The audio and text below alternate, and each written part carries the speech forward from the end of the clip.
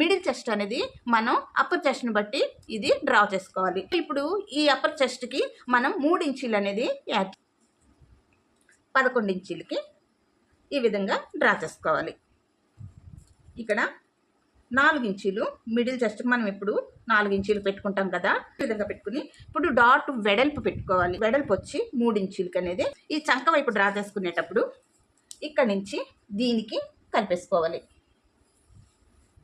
ఇలా కలిపేసుకోవాలి. ఇప్పుడు మనం కుట్టు వేస్తాం కదా, కుట్టు వేయడానికి ఇక్కడ అనేది 1 ఇంచి ఈ విధంగా వేసుకోవాలి. సో ఇక్కడ మనం వెడల్పు డ్రా చేసుకునేటప్పుడు ఇక్కడ నుంచి మనం డౌన్ నుంచి 2 ఇంచీలకి ఈ విధంగా స్ట్రైట్గా లైన్ ఇచ్చుకోవాలి. ఇలా స్ట్రైట్గా ఇచ్చుకుని ఇప్పుడు ఇక్కడ నుంచి లైట్గా ఈ విధంగా క్రాస్ అనేది ఈ విధంగా తిప్పుకోవాలి.